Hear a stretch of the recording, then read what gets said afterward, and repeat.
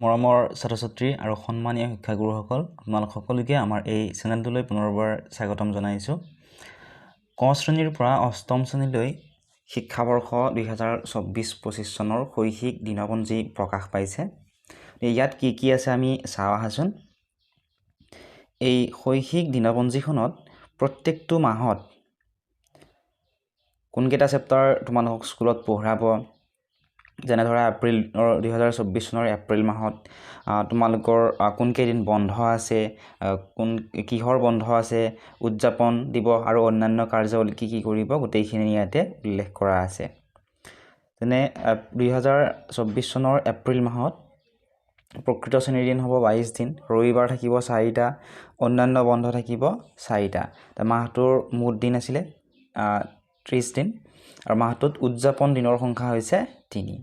আৰু ইয়াতে ক শ্ৰেণীৰ পৰা পঞ্চম শ্ৰেণীলৈকে আৰু ষষ্ঠ শ্ৰেণীৰ পৰা অষ্টম শ্ৰেণীলৈকে তোমালোকক স্কুলত কি কি পঢ়াব গোটেইখিনি ইয়াত ধুনীয়াকৈ দিয়া আছে। যেনেকুৱা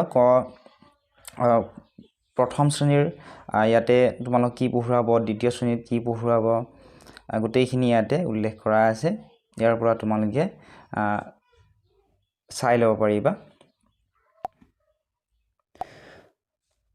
যদিহে তোমালোকক এই শৈক্ষিক দিনপঞ্জীখন লাগে, তোমালোকে ডেছক্ৰিপশ্যনত দিয়া লিংকসমূহত ক্লিক কৰি আমাৰ ফেচবুক পেজ, হোৱাটছআপ চেনেল আৰু টেলিগ্ৰাম চেনেলত জইন কৰি ল'বলৈ নাপাহৰিবা। তাত ইয়াৰে PDF-সমূহ তোমালোকে পাবা।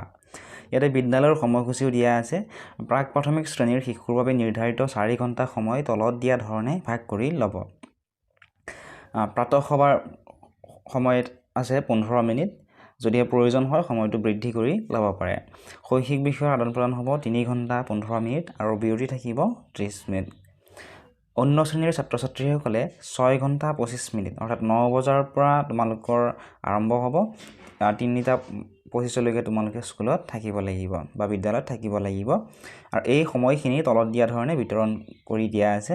প্ৰাতঃ সভাৰ থাকিব 15 মিনিট, 9টাৰ পৰা 9:15লৈকে তোমালোকৰ প্ৰাতঃ সভা হ'ব। তাৰপিছত 9:15ৰ পৰা তোমালোকৰ ক্লাছ ষ্টাৰ্ট হ'ব। শৈক্ষিক আদান প্ৰদান হ'ব 5 ঘণ্টা 25 মিনিট। প্ৰথম বিৰতি থাকিব 10 মিনিটৰ, মধ্যাহ্ন ভোজনৰ বিৰতি থাকিব 35 মিনিটৰ।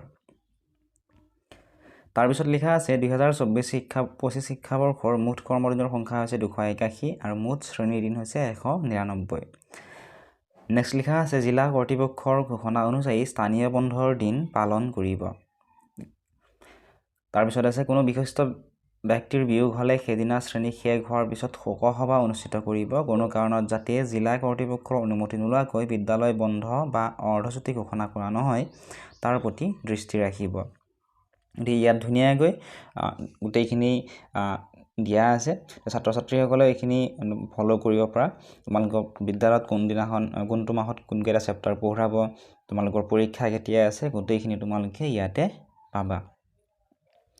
এইখনৰ যদি PDF-সমূহ লাগে তোমালোকে হোৱাটছআপত মেছেজ কৰি সুধিব পাৰিবা। হোৱাটছআপ নাম্বাৰটো তোমালোকে ডেছক্ৰিপশ্যনত পাবা, তাত তোমালোকক মই PDF-টো দি দিম।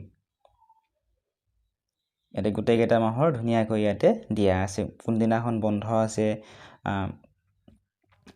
কোনটো মাহত কি দিৱস উদযাপন কৰিব, গোটেইবিলাক ইয়াতে দি থোৱা আছে।